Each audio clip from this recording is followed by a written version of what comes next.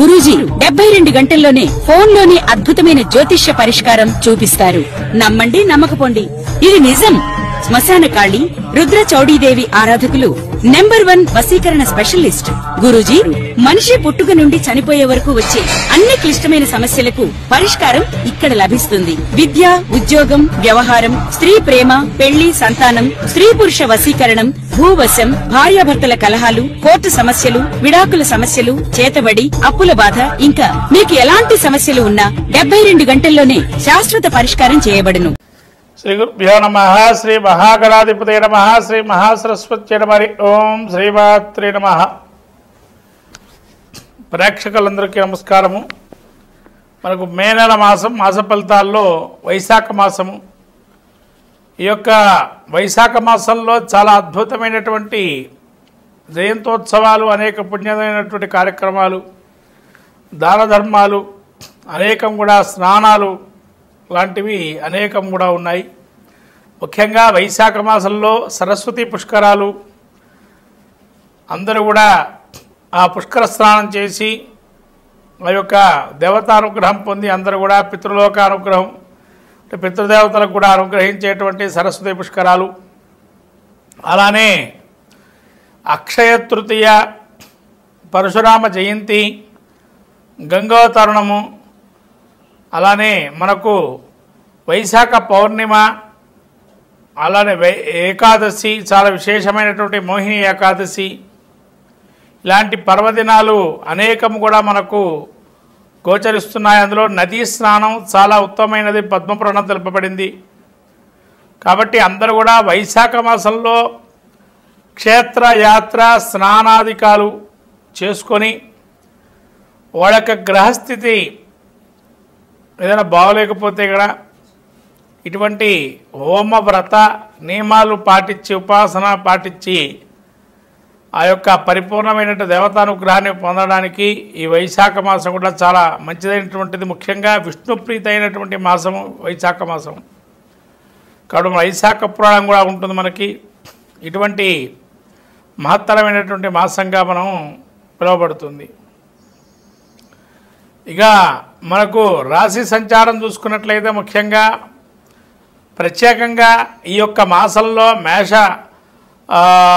సంక్రమణ అయిన తర్వాత రవి వృషభ రాశిలో సంక్రమణం చేస్తూ, అట్లానే రాహు కేతువులు కూడా మే నెల నుంచి 18వ తారీఖు నుంచి కుంభ సింహాదుల్లో సంక్రమణం జరుగుతూ సంచరిస్తున్నారు మార్పుతో.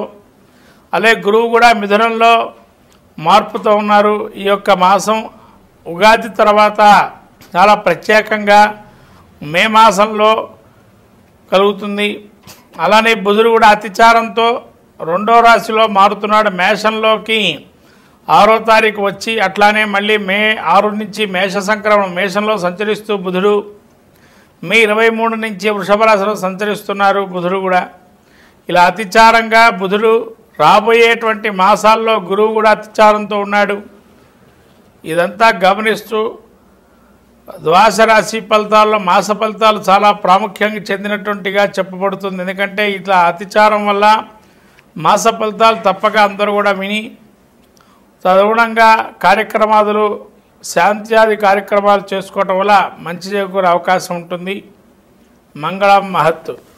శ్రీ గురుభ్యో నమః. శ్రీ మహాగణాధిపతే నమః. శ్రీ మహాసరస్వత్యై నమః. ఓం శ్రీమాత్రే నమః. మేల మాసం, వైశాఖ మాసము. ఈ యొక్క మాసంలో మనకు మేషరాశి ఫలితాలు చూసుకున్నట్లయితే ముందుగా అశ్విని నక్షత్రం 4 పాదాలు, భరణి నక్షత్రం 4 పాదాలు, కృత్తికా నక్షత్రం 1వ పాదం మేషరాశి. ఈ యొక్క మేషరాశి యొక్క సంచారం చూసినట్లయితే ముఖ్యంగా జన్మంలో రవి, అట్లానే బుధుడు మే 6 నుంచి బుధుడు మేషరాశి సంక్రమణం చేస్తున్నాడు, మేషంలోకి వస్తాడు. అలానే రవి మాత్రము 14వ తారీఖు నుంచి వృషభంలో సంక్రమిస్తున్నారు. అలానే మిగతాటువంటి గురువు కూడా మిథున రాశిలోకి మే 14 నుంచి సంచరిస్తున్నారు. మే 18 నుంచి రాహుకేతువులు ఈ యొక్క కన్య నుంచి సింహానికి కేతువు, అలానే రాహువు మీనం నుంచి కుంభంలోకి ప్రవేశిస్తున్నారు. శని శుక్రులు వీరు ఇరువురు కూడా మీనంలో ఉన్నారు. ఇటువంటి గ్రహస్థితి చూసినట్టయితే ముఖ్యంగా జన్మంలో రవి సంచరిస్తున్నాడు కాబట్టి రాజకార్యాలు రాజదర్శనము, తద్వారా మీకు తగిన విధానంగా లాభాలు చేకూరే అవకాశం ఉంటుంది. అలానే మేషరాశి వారికి జన్మాస్థ ద్వితీయంలో బుధుడు సంచారం చేస్తున్నాడు కాబట్టి బుధుడు యొక్క అనుగ్రహం కలిగి బుద్ధి కుశలత, కౌశలం, నైపుణ్యాలు, వివిధ క్రియేటివిటీతో కొత్త కార్యక్రమాలు చేపడతాం.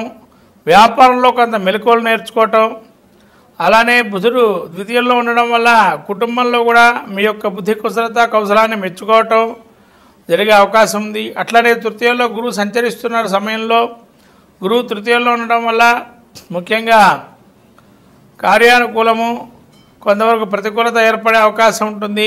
అన్నదమ్ముల వల్ల ఇబ్బందులు కలిగే అవకాశం ఉంది.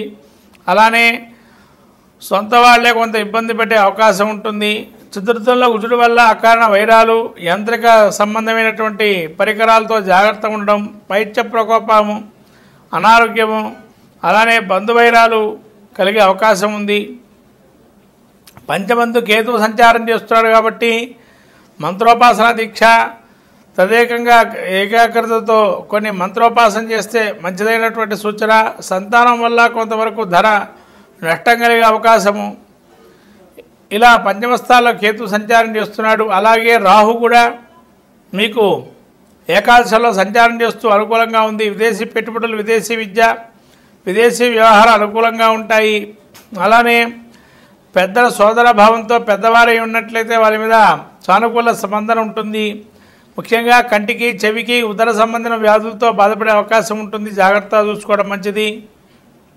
అలానే భుజాలు కూడా సంబంధించిన నొప్పులు ఉంటాయి. హృద్రోగులకి జాగ్రత్తగా చూసుకోవడం మంచిది దాని యొక్క ఆరోగ్యాన్ని. అలానే శని శుక్రుడు 12లో ఉండడం వల్ల ఏలినాటి శనిప్రభావం వల్ల నిరాశ నిస్పృహలు, తలంచిన కార్యాలు, ముఖ్యంగా పాదాలకు సంబంధించిన నొప్పులు విపరీతంగా ఉండడము. అలానే ఈ యొక్క 12లో శుక్ర సంచారం వల్ల కొత్తదైనటువంటి ఆలోచనలు, నూతనమైన కార్యక్రమాలు, విందులు, వినోదాలు, విలాసంతో జీవితం గడపడానికి అవకాశం ఉంది. ఈ విధంగా మేషరాశి వారికి ఇంకా మంచి ఫలితాలు పొందడానికి ముఖ్యంగా శని యొక్క అనుగ్రహం పొందడానికి విష్ణు సహస్రనామ పారాయణము, అలానే గురు అనుగ్రహం పొందడానికి దత్తాత్రేయ స్వామి గుడికి, సాయిబాబా గారి నాగవేద స్వామి గుడికి కానీ సచరిత్ర పారాయణం చేయగానే సచ్చరిత్ర పారాయణం చేసుకోవడం వల్ల మంచి ఫలితాలు ఉంటాయి. శ్రీ గురు దర్శనం చేసుకోవటం, గురుక్షేత్ర దర్శనం చేయటం, ఇలాంటివి చేయటం వల్ల మేషరాశి వారికి అనుకూలంగా ఉంది. ముఖ్యంగా మేషరాశి వారికి ప్రతికూల గ్రహంగా ఉన్నటువంటి కుజుడికి దానము జపం చేసుకోవటం వల్ల మంచి ఫలితాలు వచ్చే అవకాశం ఉంటుంది. శ్రీమాత్రే నమః. శ్రీ గురుభ్యో నమః. శ్రీ మహాగణాధిపతే నమః. సరస్వత్యై నమః. హరి ఓం. శ్రీమాత్రే నమః. ఈ యొక్క మే మాసం, వైశాఖ మాసం సింహరాశి యొక్క ఫలితాలు చూస్తే మాస ఫలితాలు ముఖ్యంగా సింహరాశికి మఖ నక్షత్రం 4 పాదాలు, పుబ్బ నక్షత్రం 4 పాదాలు, ఉత్తర నక్షత్రం 3వ పాదం సింహరాశివి. ఈ సింహరాశి యొక్క ఫలితాలు చూసుకున్నట్లయితే జన్మస్థలంలో కేతువు సంచారం చేస్తుండడం మే 18 నుంచి. కాబట్టి కొద్దిగా జాగ్రత్తగా ఉండడం మంచిది.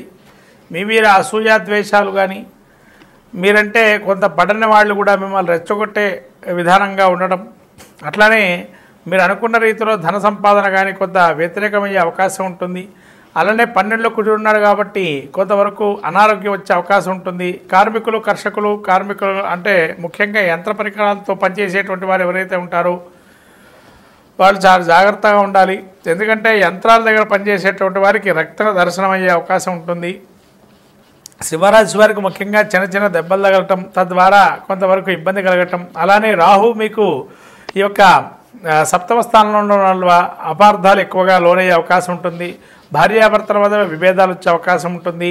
భాగస్వామి పక్షంలో కూడా కొన్ని వ్యాపారాలు చేసేటువంటి వారికి మీరంటే మీరు ఏదైనా అక్కడ ఇన్వెస్ట్మెంట్ ఇంకో దగ్గర పెట్టారనుకోండి, అది వాళ్ళు చూసి అమ్మ ఇంకా లాభాలు వస్తున్నాయి, మనకేమో నష్టం వస్తుందని కావాలని మిమ్మల్ని ఏదో అంటున్నారని ఒక ఇచ్చి చూపించే అవకాశం ఉంటుంది.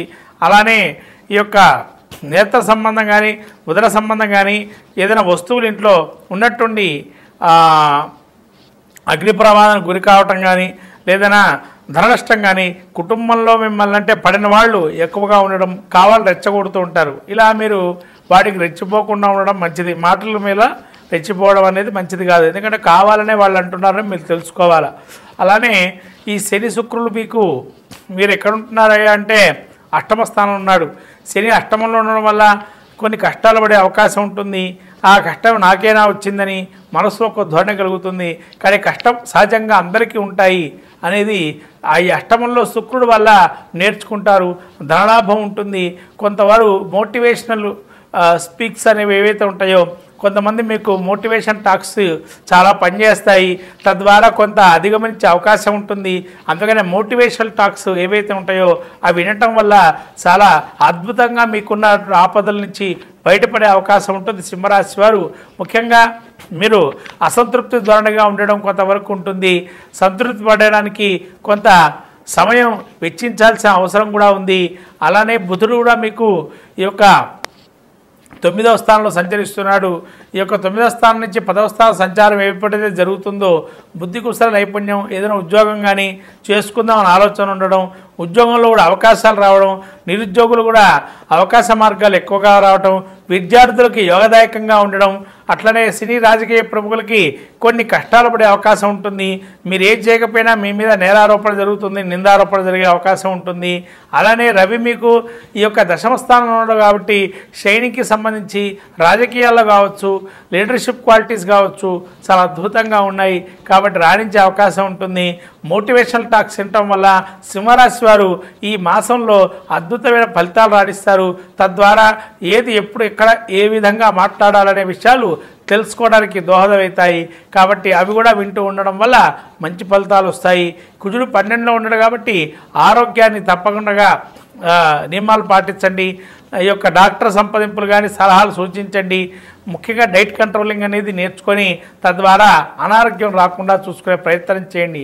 అతి మోతాదుగా ఈ యొక్క ఆహారం తీసుకోవడం వల్ల కూడా కొన్ని ప్రమాదాలు వచ్చే అవకాశం ఉంటుంది. కాబట్టి జాగ్రత్తగా అతి మోతాదు కాకుండా చాలా పౌష్టికాహారం తీసుకొని అలానే మీరు ఏదున్నా మనసులో పెట్టుకున్నది ప్రతిదీ కౌంటర్ లెవెల్లో మాటకి సమాధానం ఇచ్చారనుకోండి మీరు ఇబ్బందులు పడే అవకాశం ఉంటుంది. కాబట్టి ఆచితూచి వ్యవహరిస్తూ ఆలోచన క్రమంలో పెట్టుకొని అప్పుడు సమాధానం ఇవ్వండి. ఈ విధంగా సింహరాశి వారికి దాదాపు 50% 45% బాగుంది ఈ యొక్క సింహరాశి వారికి. కాబట్టి జాగ్రత్తగా ఉండడం మంచిది. ఈ మాసంలో వీళ్ళు ముఖ్యంగా గణపతి ఆరాధన చేసుకోవడం, లలితా సహస్రనామ పాలన చేసుకోవడం వల్ల ఈ యొక్క ఆపదల నుంచి అధిగమించే అవకాశం ఉంటుంది. అలాగే సుబ్రహ్మణ్య క్షేత్ర దర్శనం చేసుకోవడం వల్ల మంచి ఫలితాలు ఉంటాయి ఈ యొక్క సింహరాశి.